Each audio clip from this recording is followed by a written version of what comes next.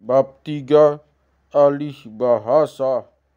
Alkisah adalah seorang raja bernama si Singa Ulu Balang. Istrinya bernama si Boru Suriga, tinggal di kampung Padang Matogu. Masnya banyak, namun anaknya tidak ada. Raja itu pergi ke perladangan. Dilihatnya buah pohon rungkang banggik sudah ranom. Sudah itu, ia memanjatnya. Digoyangnya dahan pohon agar buahnya berjatuhan. Kira-kira sudah cukup untuk dibawa, maka ia pun turun. Dikumpul dia buah itu dan dimasukkan ke dalam sumpit. Sudah itu, ia pun pulang dan diberikan kepada istrinya untuk dimakan. Buah itu dimakannya hingga kenyang. Sudah itu mereka pun tidur. Istri raja bermimpi kedatangan seorang pemuda. Maka ia pun bertanya, "Apa maksud itu datang ke sini?" "Ya kak, aku datang kemari untuk mengatakan sesuatu." "Ya kak, aku datang kemari untuk mengatakan sesuatu. Kakak makan buah rungkung banggik sejenis pohon tadi siang. Untuk keberuntungan kakak, makanlah seekor ayam puli yang tidak pernah bertelur beranak. Seekor ayam tabur bintang untuk pestanya. Jika tidak, kakak makan akan mendatangkan kesusahan. Jika kakak makan, mungkin berakibat baik. Inilah sebabnya aku datang," demikian kata pemuda. "Baiklah, jika kamu tidak mengatakannya, kami tidak akan tahu," demikian kata istri raja itu. Maka ia pun memasak. Setelah masak, ditaruhnya nasi ke dalam pinggan dan meletakkan daging ayam di atasnya. Ia berkata, "Hai jiwaku, kita makan ayam puli dan ayam tabur bintang sebagai pesta mimpiku semalam." Maka ia pun makan nasi dan daging ayam itu. Sudah itu ia makan sirih. Setelah 1 bulan ia pun mengandung. Raja memanggil guru dari hulu untuk membuat pagar pormeme penangkal keguguran. Setelah selesai, mereka pun makan. Setelah makan, raja bertanya, "Sudah datu buat pagar itu?" Katanya, "Katakanlah selamat, hantu terhindar dan keberuntungan." "Iya, sang raja, bahaya tidak ada, tetapi yang dalam kandungan mungkin rupa tidak seperti manusia. Mungkin berdatangkan aib." Demikian kata dukun, "Ya sang raja, kami tidak mengumpatmu, kiranya lahir dengan selamat." Demikian kata raja itu, "Istrimu tidak apa-apa, percayalah." Demikian kata dukun. Setelah selesai bicara, dukun pun pergi. 2 bulan kemudian, maka lahirlah yang dalam kandungan. Istri raja menengok kadal yang terletak di depannya. Ia pun sedih. Kadal itu diambilnya dan dibungkusnya dengan ulos kain batak dan diletakkan pada gendongan. Ia pun pergi mandi. Raja mengikatnya dari belakang dan bersembunyi di hulu tapian. Ditengoknya istrinya mandi. Diperhatikannya bahwa perut istrinya sudah kempis. "Mungkin istri saya sudah melahirkan. Di mana gerangan diletakkan? Apa jenis kelaminnya?" Demikian pertanyaan dalam hatinya. Sudah itu ia pun pulang. Setelah istrinya pulang dari tapian, ia bertanya, "Di mana yang kau lahirkan itu, hai putri paman?" "Ya putra bibi, kau taruhlah. Iya putra bibi, ku taruh dalam penggendong, karena yang lain dari anak orang." Demikian kata istrinya. "Ya putri sang raja, apa rupanya yang kau lahirkan itu?" Demikian kata raja. Ya putra Namboru, kadal yang kau lahirkan itu." Mereka bersedih-sedih. Raja mencari penggendong. Dilihatnya kadal merayap-rayap dan menangkapnya, ingin melemparkannya. "Jangan aku bapak lemparkan. Jika aku kamu bunuh, bapak akan susah. Jika aku kamu hidupkan, kamu akan bahagia." Demikian kata kadal. kadal tidak jadi dilemparkan. Setelah 7 malam, datang yang memberitahu kepada adiknya Raja Mandung Sang Langit. Panglima Jombab orang tinggal di kampung Lumban Nasoran Tano si atas berita. Istri abangmu sudah melahirkan. Mengapa tidak kau tengok? Demikian kata pemberi kabar. Jika istri abangku sudah melahirkan, kami akan menengoknya besok. Demikian jawab sang raja. Besoknya putra raja yang bernama Raja Manubung di langit, Parultomna Sumurung Paripurata, disuruh menangkap babi. Tangkap babi seekor agar kita potong lauk nasi yang akan kita bawa ke kampung bapa tuamu, karena inang tuamu sudah melahirkan.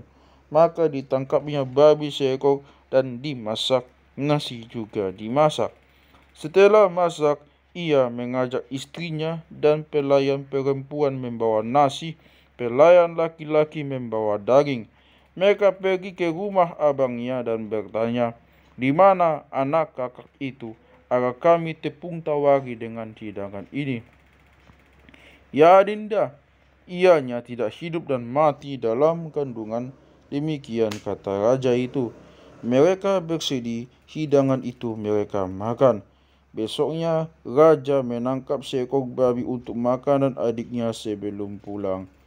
Tiap hari dan tiap malam raja itu bersedih.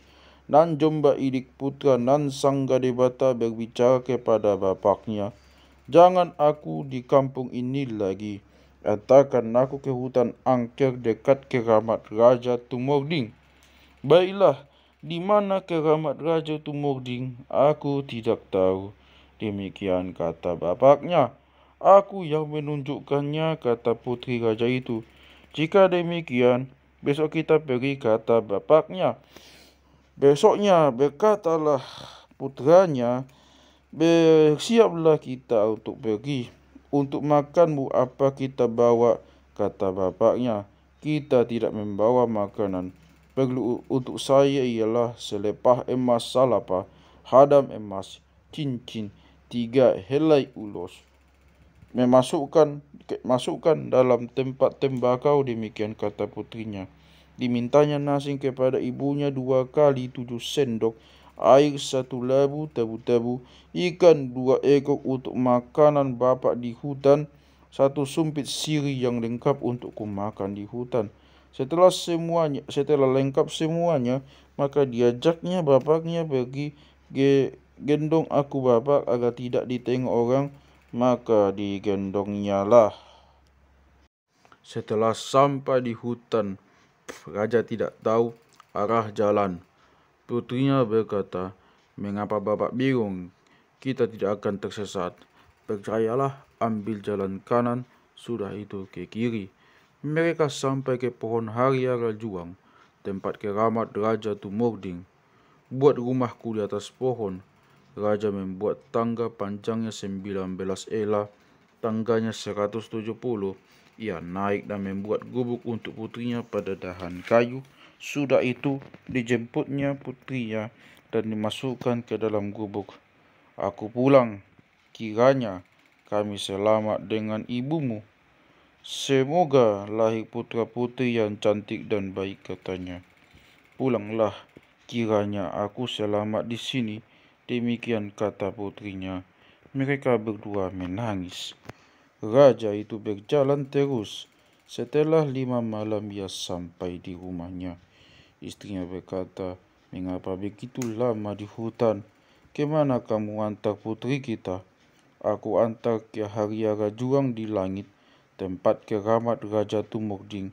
Ku buat gubuk, tangganya 19 ela, anaknya 170, gubuk beratap dan berdinding." Selesai mereka bicara, mereka bermurung memikirkan putrinya itu. Setelah 7 malam, baru Nan Jomba Ilik di hutan. Ia keluar dari sarungnya. Cahaya burung ribut dari Hariara Juang di langit. Demikian juga keramat putrinya. Putri keramat itu 7 orang, semua cantik. masing-masing bernama si Boru Marpayung Omas, si Boru Menggas Senggas, si Boru Tapi Roda, si Boru Paralamat, si Boru Marbunga-bunga, Naik Angin Barita, dan si Boru Bunga Bulu putri bungsunya. Putranya 2 orang, yakni si Raja Tonja-Tonja dan si Raja Manga Laut. Panglimanya 2 orang, yakni Panglima Lenggang Laut dan Panglima si Jugul-Jugul Paroha, Panglima si Jugul-Jugul Paroha, si Tukap Tunggaling Parhata Naso Haurupan, si Sobuk Dari Tata, si Harat Dugul-Dugul, si Polga Utuk-Utuk, karena keberaniannya. Semua penghuni Hariara itu ribut melihat badan Nanjomba Ilik.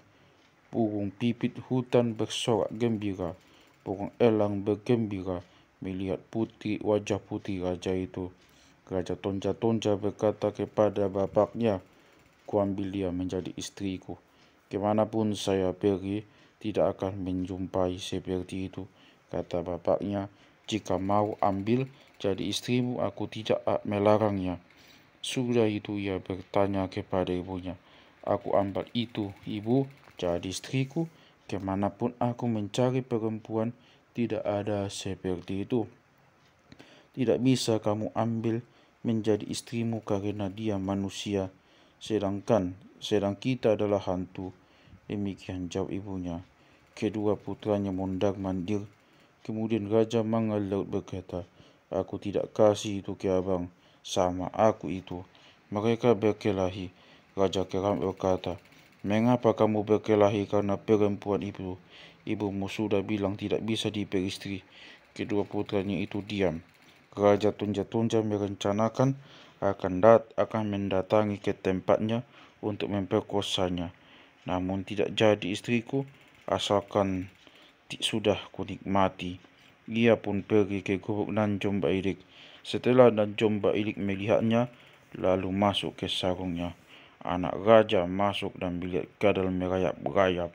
"Kemana pemilik gubuk ini? Baru ku tengok," pikirnya. Nanjomba Ilik tertawa-tawa dalam sarungnya. Sudah itu, putra keramat itu pulang. Raja Manga Laut datang di gubuk tetapi tidak bertemu dengan Nanjomba Ilik.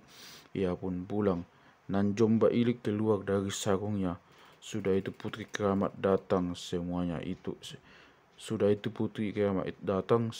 ke gubuk. Putri manusia mengisi kampilnya. Setelah putri keramat bertanya, "Mengapa kamu tinggal di hutan ini?" "Ya, aku di hutan ini adalah karena kemauanku. Baru aku saja anak orang tuaku. Semua menginginkan aku. Jika tidak, mereka akan menawan kampung kami. Saya bilang pada bapak, antar aku ke hutan. Jika orang bertanya, bilang saja aku sudah mati. Aku diantar ke hutan. Aku pulang kampung nanti. Jika itoku, adik laki-laki sudah lahir." Demikian katanya. "Memang orang berlomba mengambilmu karena rupamu melebihi kecantikan orang lain. Namun Marti yang Omas, putri keramat Raja Sohalopuan, terkenal cantik belum imbang." Demikian kata putri keramat itu. "Ya temanku, bukan karena aku cantik, hanya menengok kepandaianku menganyam." "Ya teman, jika engkau pandai menganyam, ajarlah kami." Demikian kata putri keramat itu. "Saya tidak takut memakannya, hanya saya belum lapar." Seterusnya si Boru Paralamat berkata, "Kamu kira kami membuat sesuatu, maka kamu tidak memakannya." Jawab Nanjomba Ilik, "Tidak ada prasangka demikian. Jika tidak Anda makan, pertanda Anda tidak ikhlas mengajak kami. Mungkin Anda berbuat jahat, kami takut padamu." "Ya temanku, nanti kamu bilang aku tidak mau mengajak kamu. Biarlah aku memakannya." Demikian katanya. Sudah itu mereka menganyam tiap hari dan tiap malam. Mereka telah menerima ragam anyaman dari Nanjomba Ilik. Mereka senantiasa makan bersama. Kemudian si Boru Paralamat pergi ke kampung keramat. Raja Sohalopuan Kampil disoborkan kepada si Boru Marti yang Omas Silakan makan sirih Eda ipar. Kampil diterima dan menyodorkan kampilnya. Mereka makan sirih bersama-sama. Selesai makan sirih, si burung Marti yang emas bertanya, "Siapa menganyam kampilmu ini?" "Yang menganyam sangat pandai, aku yang menganyam. 7 kami, putri Bapa. Ketujuhnya sudah pandai menganyam," katanya. "Siapa yang mengajari kalian?" "Ya ipar, putri manusia yang mengajar kami. Sekarang ada di kampung kami, orangnya cantik, pandai mengajar." Demikian kata si burung paralamat. "Kalau begitu, biarlah aku ikut besok ke kampungmu. Jika mungkin ku bawa dia ke kampung ini. Jika mungkin ku bawa dia ke kampung ini. Jika tidak, ku bawa pelayan untuk memasak, biar aku belajar di sana." "Ia tidak mau ke kampung ini. Jika kamu belajar di sana, bawa kumbuhmu." Demikian kata putri paralamat. Sore hari mereka makan dan tidur. Pagi hari setelah makan, Marti yang emas bertanya kepada bapaknya, "Aku pergi ke rumah paman belajar menganyam. Pelayan perempuan ku bawa seorang. Pergilah, jika makanan habis, pinta kepada pamanmu ku bayar kelak." Demikian kata bapaknya. Mereka pergi bersama iparnya. Marti yang emas menyodorkan kampilnya kepada pamannya dan tulangnya. Setelah makan sirih, pamannya bertanya kepada kemenakannya, "Apa maksud kedatanganmu?" "Paman, aku datang karena," kata ipar, "di sini ada yang pandai menganyam." Mereka belajar kepadanya. "Baiklah Bere, ajaklah iparmu agar pergi bersama-sama." Sudah itu mereka pergi ke gubuk Nanjom Bailik. Nanjom Bailik berpikir mereka terkenal sebagai dukun besar. "Ku coba dahulu dipasang mantra terkenal kesesatan." Maka tersesatlah pendatang itu. Si burung paralamat memanggilnya, "Tunjukkan jalan untuk kami agar kami datang ke gubuk. Iparku ini datang bukan untuk berkelahi, ingin belajar menganyam." Nanjom Bailik berhenti bermantra. Kini mereka akan nampak jalan ke gubuk. Setelah di gubuk, Marti yang emas menjodohkan kampil kepada iparnya. "Silakan makan sirih ipar." "Ya ipar, kampilku tidak berisi," kata Nanjom Bailik. Setelah makan sirih, ia bertanya kepada iparnya, "Apa maksud kedatanganmu ipar?" "Ya ipar, saya datang karena ipar ini mengatakan ipar pandai menganyam. Itu yang akan kupelajari." "Tentang uang sekolah, berapa kamu bilang?" "Tidak akan kutolak biar aku pandai." "Ya ipar, aku tidaklah pintar, tetapi aku pandai untuk menyelesaikan." "Jika Anda ingin menganyam, baiklah." Demikian jawab Nanjom Bailik. Tiap malam dan tiap hari mereka menganyam. Marti yang emas sudah pandai menganyam. Setelah tahu ragam anyaman, ia pulang ke kampungnya. Semua perempuan di kampung telah pandai menganyam. Makanan dan Nanjom Bailik cukup sudah, karena diantar oleh murid-muridnya. Sirihnya pun banyak. Ampas sirih bertimbun di bawah pohon. Air sirih melekat pada akar batang kayu nampak merah. Setelah 3 bulan putrinya di hutan hantu, istri raja itu hamil. Setelah padi tua, janin cukup umur, maka lahirlah seorang putra. Ia dinamai Raja Marpayung Langit. Putranya meningkat besar. Nanjom Bailik meramal bahwa Ibu Tona, adiknya, sudah lahir. "Adikku senantiasa dibawa ke ladang oleh bapa dan ibu, memberinya nama Marpayung di langit." "Ya putri raja, saya tengok adikmu itu cantik." Demikian kata embun awan. "Hai embun, sama-sama kita di sini." "Ya putri raja." "Baiklah." Demikian kata embun. Mereka tinggal setiap hari dan malam. Setelah 7 malam, Nanjom Bailik berkata, "Adik, pergi ke kampung mengambil nasi dan sirih untuk kita makan." bawa cincin ini agar mereka percaya. Ia pun pergi, ia masuk ke rumah dan mengembus di talaga bagian rumah dekat pintu. Raja berkata, "Mengapa awan mengembus dalam rumah ini? Mungkin kesusahan yang diberitahukannya." Maka embun berkata, "Aku tidak bawa kesusahan. Aku disuruh kakak mengambil sirih dan nasi." "Ya awan," embun, "siapa nama kakakmu itu?" Ada kakak di hutan dan jomba ilik namanya. Ini cincinnya," katanya. "Tunjukkan cincin ini agar mereka percaya memberi nasi dan sirih." "Itulah sebabnya aku datang ke rumah ini," kata awan. "Baiklah, jika kamu suruh dari nan jomba ilik, bagaimana wajahnya? Apakah tetap seperti kadal?"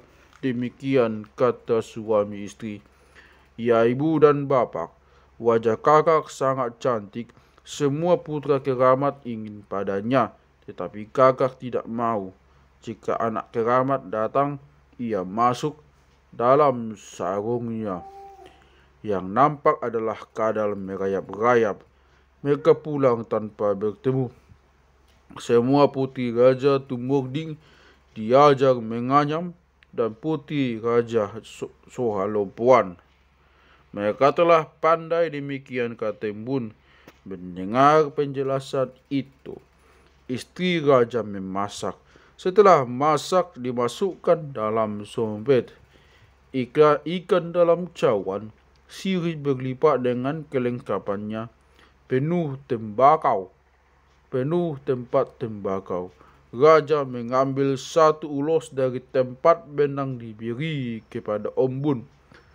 Sudah itu ia pulang ke hutan. Sesampai di gubuk, ia berikan pesanan itu kepada putri raja. Diperiksanya nasi dan sirih. "Apakah ibu yang memberikan?" "Ku tengok sumpit adalah menganyamnya. Ku tengok sumpit adalah anyamannya. Cawan ini pun tempat makananku dahulu. Tempat tembakau ini pun adalah mainanku dulu," pikirnya. Diajaknya adiknya makan. Kemudian mereka makan sirih. Setelah putri keramat datang, mereka pun menganyam. Alangkah cantiknya tempat tembakau putri keramat itu beserta kampilnya. Sudah itu, nan jomba ilik berpikir-pikir, "Aku telah mengajar mereka menganyam. Apa gerangan untuk kupelajari dari mereka?" Ia bertanya kepada murid-muridnya, "Apakah kamu tahu kedatuan menggiring jiwa musuh?" "Kami tahu apa yang kamu tanyakan itu," kata mereka. Baiklah kamu ajarlah aku," demikian kata putri raja. Ia pun belajar kepada putri keramat. Ia mengajarkan yang dipelajarinya. Ia berpikir-pikir, "Biarlah kusuruh awan ini mengambil sisir dan jeruk purut dan tempat langitku untuk dibawa ke tempat ini." Ia suruhlah awan. Setelah sampai di rumah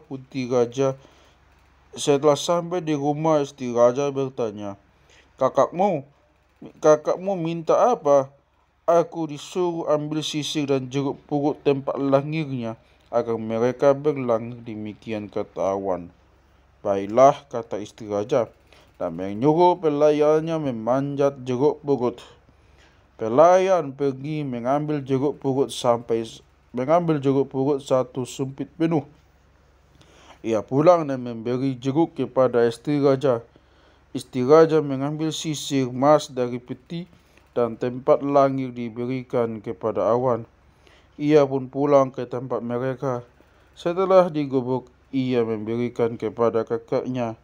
"Ini kak, jeruk, sisir, dan tempat langirmu," demikian kata awan. Ia mengajak putri keramat berlangir. Maka mereka berlangir. Selesai mereka berlangir, mereka bersisir. Sesudah bersisir, Putri kerabat pulang ke rumahnya. Kebata ibotonya saudari Boromenggas-senggas berkata, "Ambillah menjadi istrimu." Rambutnya panjang yaitu ia tidak akan pulang lagi kepada orang tuanya. Saya akan ambil menjadi edam, saya akan ambil menjadi edam iparmu, kata itu. Ia pergi menengok putri raja. Setelah dan Jomba Ilik melihatnya, ia pun masuk ke sarungnya. Anak raja mencarinya tetapi tidak tahu kemana perginya. Dan Jomba Ilik tertawa melihat kekecewaan anak keramat itu. Karena tidak bertemu, ia pun pulang. Sudah itu, putri raja keluar dari sarungnya. Disuruhnya awan mengantar tempat tembakau, kampil dan tikar yang dianyamnya. Setelah sampai di rumah yang dibawanya itu, diberikannya kepadanya. Ini tempat tembakau, kampil dan tikar yang kakak anyam disuruh antar ke kampung ini. Baiklah kata istri raja dan menerimanya.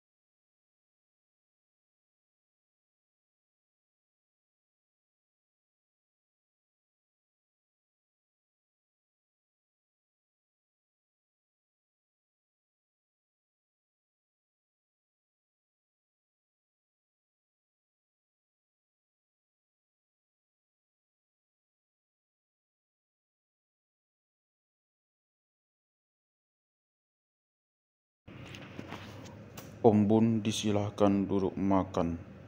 Om Bun disilahkan duduk agar makan. Ya ibu, aku bukan tidak mau duduk, hanya karena aku besar. Jika aku duduk, seluruhnya akan tertutup. Kamu tidak bisa keluar nanti. Demikian jawab Om Bun. Ia berdiri saja di hilir-hilir telaga. Istri raja memberinya nasi dan ikan. Selesai makan, ia pulang ke gubuk mereka. Putri raja bertanya di gubuk, "Hai adik, apa kata ibumu? Hai adik, apa kata ibu menerima kirimanku?" "Ya, kakak," mereka ketawa menerimanya, kata Om Bun. Om Bun berpikir-pikir ingin belajar kepada kakaknya, tetapi apa akan kupelajari? Aku belajarlah obat sakit kepala, pikirnya. Ia berkata kepada kakaknya, "Kak, berikan aku obat sakit kepala." "Baiklah adik, siapa tahu ada orang sakit di kampung agar kamu tahu membuat obatnya." Ia ajari adiknya tentang kedukunan. Setelah semua diajarkan kepada adiknya, ia meramal akan terjadi wabah di kampung ayahnya. Untuk itu kusuruh adikku membuat pagar penangkal dan sifat tulpak penakut-nakuti, agar hantu tidak masuk kampung, pikirnya. "Hai adik, pergilah ke kampung bapak agar mereka sekampung bikin pagar." Maka ia pergi dan masuk di rumah raja. Raja berkata, "Apa kata kakakmu?" "Iya bapak, aku disuruh," katanya, "pergilah ke kampung, buat pagar dan sifat tulpak agar kesusahan tidak datang." Kata raja, Baiklah, tetapi apa ramuannya? Ombun menyebutkan ramuan itu, maka isi kampung itu pergi meramu. Mereka pulang setelah ramuan terkumpul. Ramuan diberikan kepada Ombun. Ombun pasang pagar dan sifat tulpak. Raja berkatanya, "Sudah kamu buat pagar dan sifat tulpak, apakah tidak datang wabah penyakit? Apakah kami yang sekampung ini selamat?" "Ya, Bapak, menurut pesan kakak dari hutan, kalau sudah kubuat, hantu tidak akan ambil manusia." Demikian kata Ombun. Kata raja, "Sekarang kami tidak sangsi lagi." Sudah itu Ombun pulang ke hutan. Kakaknya bertanya, "Sudah adik buat pagar itu?" "Sudah, Kak, dan sifat tulpak juga." Jika sirih sudah habis, adiknya pergi mengambilnya ke kampung. Adiknya sudah besar, telah sandangan podang, lebih kurang 12 tahun, remaja, nan jomba ilik menulisi timah disuruh bawa oleh adik-adiknya ke kampung, terdiri dari tempat timah, pagar, persanggulon. Selesai membuat, ia tenang di hutan. Putra Raja Manu Sang Ulu Balang pergi menyumpit. Putra sulungnya bernama Raja Manu Bung di Langit, ahli dalam membuat paripuran tawang. Tiap hari dia disuruh menyumpit. Pembantunya capek membawa hasil sumpitan. Istri raja berkata kepada putranya, "Begitu banyak burung kamu bawa ke rumah ini, seekor pun tak ada burung yang kuinginkan." "Ya, Ibu, apa nama burung kesukaan ibu itu? Katakan kepadaku, biar ku cari." "Aku tidak akan pulang sebelum dapat." Demikian kata putranya. Kata ibunya, burung merbah pandai bernyanyi, tempua pandai bikin sarang." "Baik, Ibu, kini aku sudah tahu akan mencarinya." Demikian kata putranya. Besoknya ia pun bersiap untuk pergi. Dibawanya tempat ipuh dan sumpitannya. "Aku pergi, Bapak dan Ibu, jaga kampung ini. Aku tidak tahu kapan pulang." Kata ibunya, "Jangan bermalam di hutan. Jika tidak ada satu hari ini, sorenya kamu harus pulang." "Baiklah, Ibu, jika burung itu tidak dapat sampai bertahun-tahun, aku tidak akan pulang." Demikian jangan kau pergi. Jika demikian jangan kau pergi. Sedang 10 hari pun tak ada di rumah, kami sudah kesepian, kata ibu bapaknya. "Jangan aku dilarang pergi," kata anaknya. Ia pun pergi. Dijelajahnya semua hutan muda, bekas perladangan sekitar kampungnya. Tiap hari dan malam ia berjalan. 7 malam sudah berjalan, tetapi tidak ada bertemu dengan ketiga burung dimaksud. Ia temukan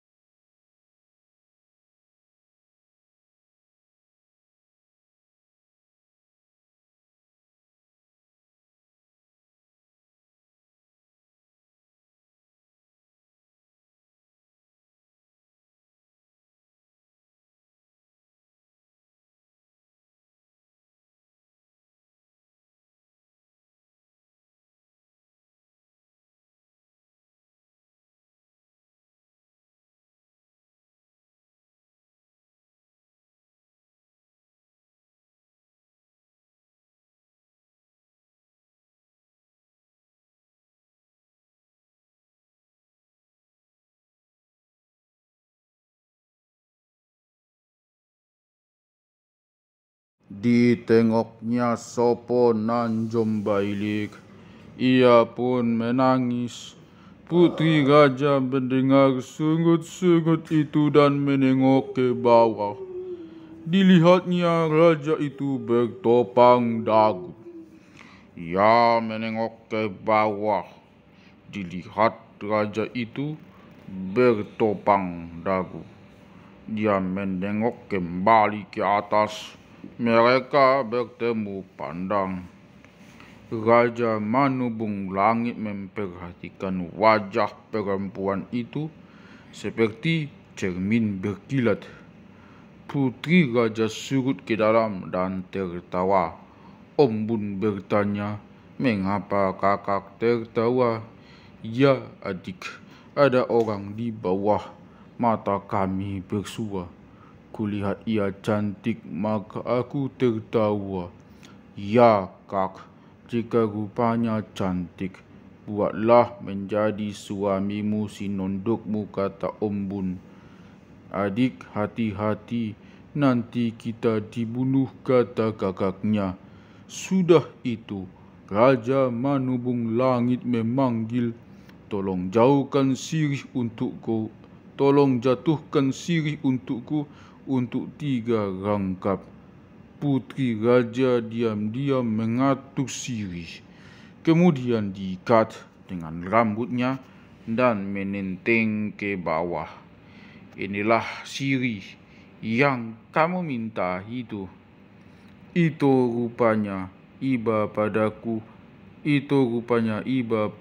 anak miskin ini. Tolonglah kasih nasi sama aku. 1 bulan sudah aku tidak ada makan yang dimasak api." Putri raja menenteng nasi dan air dalam labu. "Ambillah nasi yang Anda minta itu." Putra raja mengambilnya dan memakannya. Selesai makan, ia memanggil, "Coba tunjukkan rupamu agar rinduku puas akan rupa manusia. 1 bulan aku di hutan ini tidak pernah melihat manusia. Aku sampai di sini, ku tengok rupamu seperti manusia, tetapi saya tidak tahu apakah kamu ini manusia. Ya itu, saya belum pernah menengokmu. Namamu pun saya tidak tahu. Kami takut kamu dibunuh," kata putri raja. "Jangan takut, saya bukan pembunuh." Sudah itu Om Bun berkata, "Suruh dia naik ke atas dan buat menjadi suamimu," kata putri raja. "Mungkin dia anak orang miskin. Bagaimana dia mencari makan? Mengharapkan aku ini dia. Apa gunanya bersuami? Ya kak, itu bukan anak orang miskin. Itu anak orang kaya. Jika ia anak orang miskin, tidak mungkin pakaiannya bagus." Demikian kata Om Bun. "Ya dik, jika ia anak orang berada, mengapa ia datang ke hutan ini? Sudah jodohnya. Jika ia tidak datang di sini, bagaimana dia dapat berjumpa dengan kakak? Kalau begitu, temui dia di bawah." Om Bun turun ke bawah. "Mengapa kamu mengembun dekatku? Terhalang mataku memandang. Apa saja datang, aku tidak dapat menengoknya." Demikian kata putra raja. "Ya raja, ada yang akan kukatakan kepadamu. Aku disuruh kakakku menemuimu." "Apa rupanya? Mengapa kamu disuruh menemuiku?" kata kakak. "Jika Anda mau berikrar Marbulan tidak Anda bunuh, naiklah ke atas. Jika Anda tidak mau berikrar, biarlah Anda di bawah ini kedinginan, ditiup angin, disengat nyamuk." "Ya Om Bun, untuk berikrar aku mau," kata Om Bun. "Untuk ikrar aku akan ambil dahulu kapu ke atas." Om Bun pun pergi ke atas. Kakaknya bertanya, "Apa kabar?" "Ya kak, Dia mau berjanji tidak akan membunuhmu. Aku ambil kapuk untuk ikrar itu. Ombun membawa kapuk dan turun ke bawah. Kapuk itu diberikan kepada Raja Manubung di langit. Raja Manubung langit. Raja itu bertanya, "Apa yang saya ucapkan?" kata Ombun. "Jika saya ada niat menyusahkan atau membunuh mereka, sama seperti kapur dipat-pat, ditumbuk seperti tepung. Inilah semua famili kami semoga dipat-pat hantu." Demikian Anda ucapkan, Raja mengucapkannya. Selesai berjanji, mereka naik ke atas.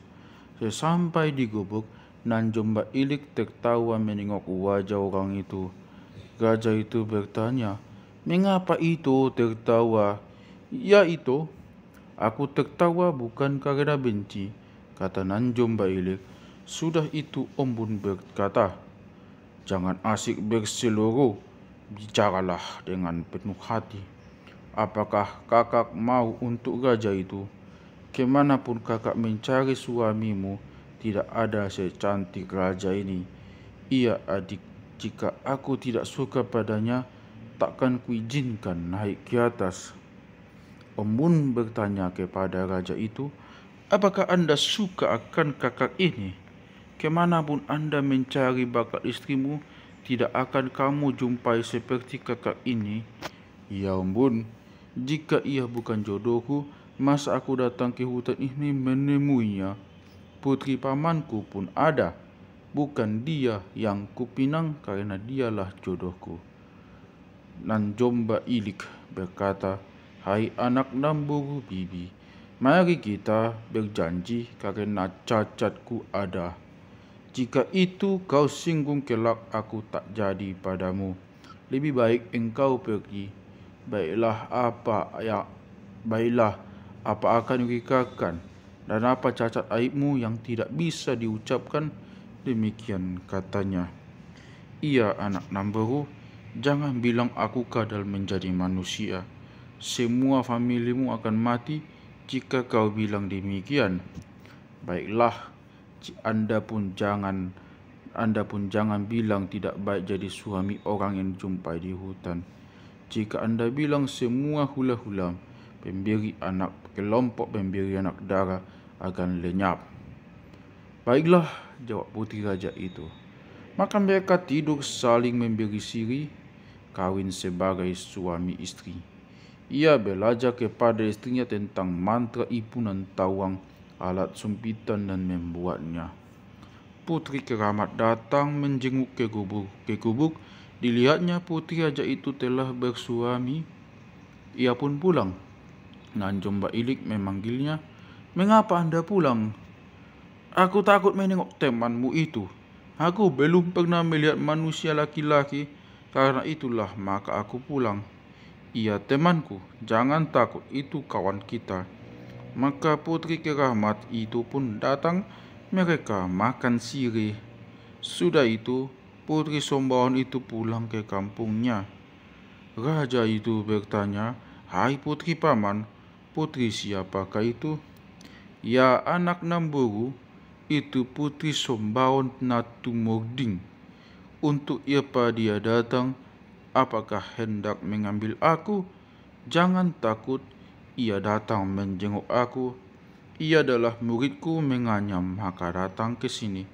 Raja bertanya, "Siapa namanya?" Ia bernama Si Boru Paralamat." Besoknya Si Boru Marti yang Omas datang menjenguk gurunya. Sesampainya di pintu gubuk ia pulang. "Mengapa Anda pulang, temanku?" "Aku takut melihat laki-laki dalam gubuk itu," kata temannya. "Itu tidak perlu ditakuti, itu teman kita." Putri Sombawan datang ke gubuk.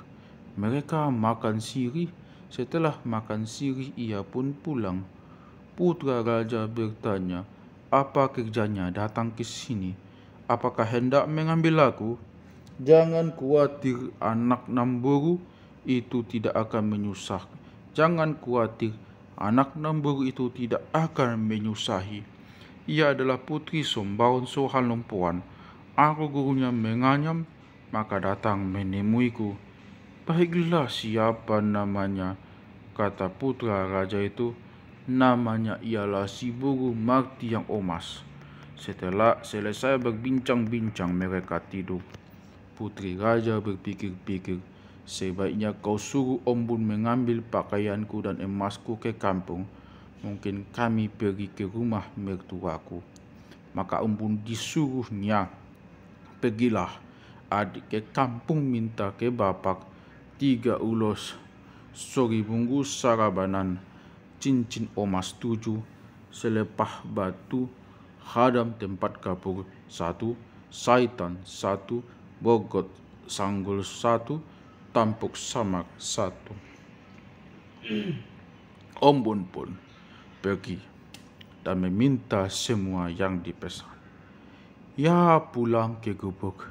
Di gubuk ia berikan kepada kakaknya. Gajah itu bertanya, "Dari mana harta itu?" "Itu dari muridku," kata istrinya. Setelah genap 3 bulan ia sudah rindu kepada ibu bapanya. "Biarlah kami pulang, jika ia tidak mau kubawa pulang." Ibu bapa Raja Manubung Langit itu senantiasa setiap hari setiap malam memikirkan putranya. Mereka saling menyalahkan. Raja berkata istrinya, "Hatimu puas beruda tulang, putri paman. Kamu bilang belum ada jumpa burung kesayanganmu. Maka anak kita pergi. Ia tidak pulang lagi. Mungkin mati terikat di hutan, tidak makan, maka tidak pulang." Anak namboru, mengapa aku disesalkan? Ia kularang pergi, tapi tidak diindahkannya. Ya beruni tulang, mari kita bergendang, kita minta si baso menari. Sinaboru panukunan, agar kerasukan si boru hasa di poktibi. Beruni biru jimbolang dari batang teru, agar kita tahu apakah anak kita sudah mati. Baiklah, kata istrinya. Gendang dibunyikan di rumah dan diminta si boru panukunan untuk menari. Dia kesurupan. Ia bertanya, "Apa sebabnya, hai manusia?"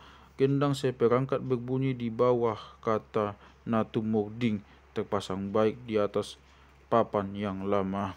"Ya putri raja, gendang seperangkat berbunyi, kami akan menanyakan." Ya raja seperangkat gendang berbunyi, "Kami akan menanyakan putri raja. Anakku hilang genap 2 bulan belum hilang. Ia pergi menyumpit dan tidak pulang. Jika sudah mati atau masih hidup perlu kami ketahui." Demikian kata raja itu. "Ya kepala kampung, aku ramal dahulu." Kepada pemusik dimintanya gendang alamat mata intan, biar ku ramal anak bapa ini. Pemusik membunyikan gendang itu. Setelah menari dimintanya lagi gendang Batara Guru. Sudah itu gendang bertanya. Setelah menari 3 urut, kaki turun naik 3 kali. Ia berhenti. Pemusik dan penonton tenang. Ia berkata, Sudah kulihat ramalanku. Anakku tidak mati. Ia di hutan hantu. Ia akan datang bersama istrinya. Mungkin ia mendatangkan aib. Akan terjadi yang belum pernah terjadi, kata putri raja itu. Rupanya ada putri abangmu nama jadi seperti kadal. Abangmu mengantar putrinya ke hutan hantu. Setelah ia menjadi manusia, anakmu datang ke tempatnya. Mereka saling tertarik untuk berbincang-bincang. Perempuan itu tertarik akan kecantikan anakmu. Anakmu pun tertarik akan kecantikan perempuan itu. Hati mereka terpaut. Demikian kata putri raja itu. Ya putri raja, tentang kepandaian mereka akan kubujuk. Ya putri raja, tentang kepandaian mereka akan kubujuk agar mereka cerai. Anak abang memang kadal dan diantar ke hutan. Demikian kata raja itu. Setelah mereka bicara, putri raja keluar dari tempat surupnya. Gendang pun berakhir. Setelah 1 bulan, putra raja lahir pula. Diberi akan namanya Raja Manik Juara Ulu Balang Api Suramitop. Setelah putranya besar, raja berpikir-pikir janji putri raja hanya kira-kira 1 bulan lagi. Apakah benar anakku masih hidup? Ia bersedih siang dan malam. Raja Manubung Langit berpikir-pikir akan pulang. Ia berkata kepada istrinya, "Ya putri paman, marilah pulang ke rumah bapa." "Apa nama kampung itu?" kata istri rajanya. "Raja Mandungsang di Langit nama bapa," katanya. "Ya anak Ninamburu, aku tidak mau langsung ke kampung kita. Ke kampung bapa kamilah sebaiknya kita duluan pergi." "Baiklah putri paman, tetapi siapa penunjuk jalan? Aku tidak ingat lagi jalan ke sana." "Ya anak Ninamburu, jangan takut. Om Bun menjadi penunjuk jalan." Besoknya putri raja menyuruh Om Bun menjemput putri Sombaon Raja Natumurding dan putri Sohalempuan. Setelah tiba di Sopo, Nanjumba Ilik menyodorkan sirih. Pendatang itu bertanya, "Apa sebabnya Anda suruh Om Bun menjemput kami?" "Ya temanku, ada apa?" "Ya temanku, ada yang akan kukatakan kepadamu. Aku akan pulang ke kampung Bapak." "Baiklah, kami tidak dapat menghalangimu seperti teman putri hantu karena engkau adalah manusia. Kami ingat apa yang kamu ajarkan," kata putri Sombaon. "Baiklah temanku, kiranya kalian selamat berputri dan berputra. Aku pun demikian." Setelah selesai berbicara, mereka pulang. Esoknya mereka pun pergi. Om Bun di depan, Nanjumba Ilik di tengah, suaminya di belakang. Mereka terus berjalan. Nanjumba Ilik memasang kepandaiannya. Matahari ditopangnya agar tidak terbenam. Untuk mereka hari tetap terang, sedang bagi orang lain siang bertukar malam. Mereka berjalan terus dan sampai di adian perhentian. Om Bun dan putra raja berhenti. Istrinya tetap berdiri. Suaminya berkata, "Mengapa terus berdiri? Mari duduk untuk istirahat putri paman." "Ya anak Namboru, aku heran. Jauh sudah kita jalani, kita tiada jumpai yang terbuka seperti ini." "Ya putri paman, inilah yang bernama perhentian. Pedagang pun di sini beristirahat setelah capek berjalan. Pejalan kaki pun tanpa beban di sini istirahat. Jika ini perhentian anak Ninamburu, apakah syarat-syaratnya? Jika ingin berangkat, sirih ditinggalkan selengkapnya. Persembahan kepada Keramat dan Dewi Air Sani yang Naga, penguasa tempat perhentian." Demikian kata raja itu. Setelah itu, istrinya pun beristirahat. Mereka makan sirih. Setelah makan sirih, mereka berangkat. Putri raja itu meletakkan sirih selengkapnya dan berdoa. Setelah berdoa, mereka berjalan sampailah di tempat kayu dan pohon besar yang tumbang. Bagian atasnya mencuat, orang berjalan dari bawah. Nanjumba Ilik berhenti. "Mengapa berhenti putri paman?" "Ya anak Ninamburu, apakah ini? Ku tengok besar dan mencuat ke atas. Dari mana kita jalan?" "Dari bawah menyuruplah." "Ya anak Ninamburu, apa saya ucapkan saat menyurup? Hendak menyurup, pukulkan tanganmu ke atas baru masuk." Nanjumba Ilik melaksanakan sesuai dengan apa yang dikatakan suaminya. Mereka terus berjalan dan sampai ke bekas perladangan gas-gas kampung dari Raja Singa Ulu Balang. Raja melihat sirih memanjat. Daun sirih itu merah dan bagus dipanjatnya. Mereka berjalan lagi dan melihat tebu merah yang telah berbunga. Putra raja mengambil sebatang, dikuliti dan dipotong-potong ke lambik-lambik tapalak. Disuruh makan oleh istrinya. Makanlah putri paman, kamu sudah haus. Ya anak Ninamburu, kamu hendak membunuhku, saya tidak tahu namanya. Ya putri paman, ini bernama tebu manis Ya putri paman, ini bernama tebu manis untuk dimakan.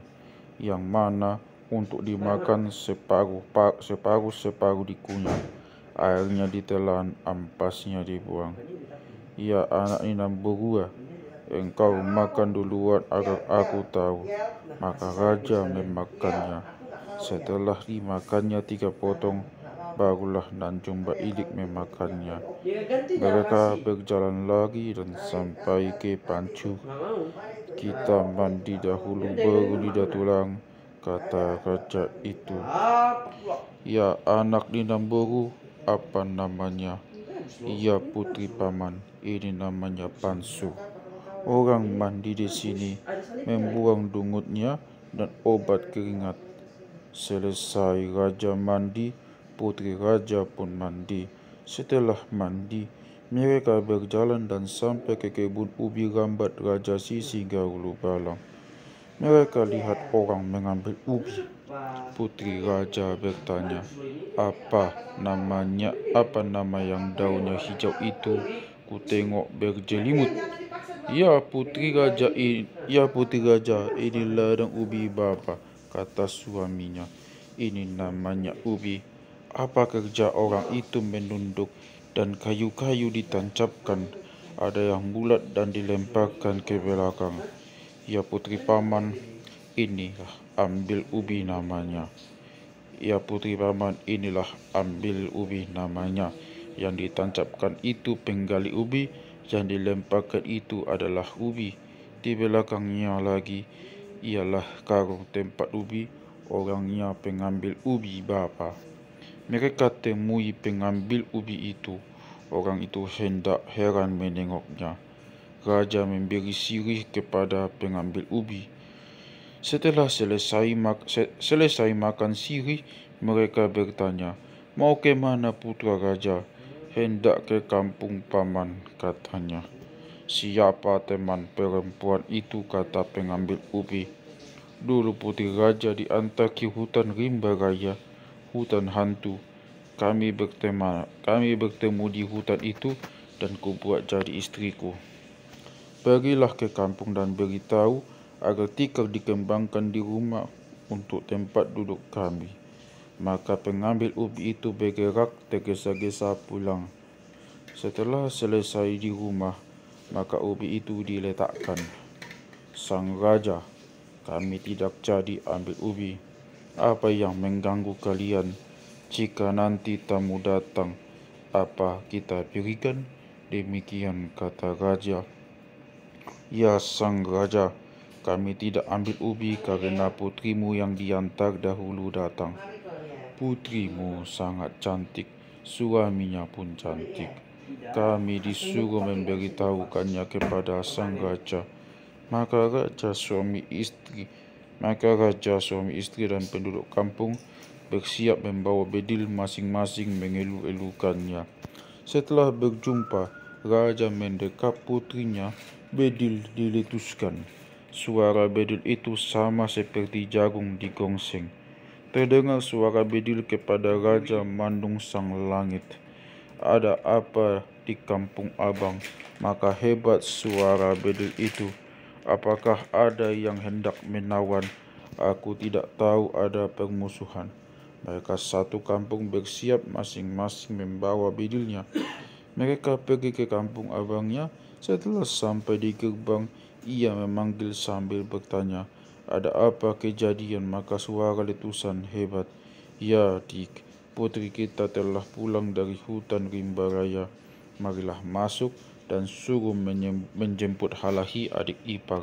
Ya abang. Maka disuruhnya temannya menjemput istrinya dan ia masuk ke rumah. Di mana putri kita itu abang? Ini adik. Ya abang. Mereka telah berjumpa dengan ibotonya saudari. Ini anak kita bernama Raja Madubung Langit. Ya adik, bagaimana kita buat? Mereka sudah kawin sumbang. Ya abang, Aku bicara dulu pada anak kita ini. Maka ia bicara dengan putranya, begini anakku, ini bukan untuk istrimu, ini untuk Itom. Ini bukan untuk istrimu, ini Itom. Untuk istrimu kami berurusan dengan pak tuamu, kami buat istrimu 5. Jika Itomi kau beristri, kau jadi peguncingan kawin sumbang. Ya Bapak, pisau dari atas landasan dari bawah, bercerai pun leher dengan ya Bapak, pisau dari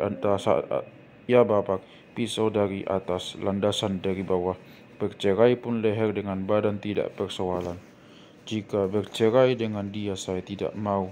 Aku sudah menderita untuk merebutnya. Hati raja kesal. Maka mereka bergendang, putra dan putrinya menari.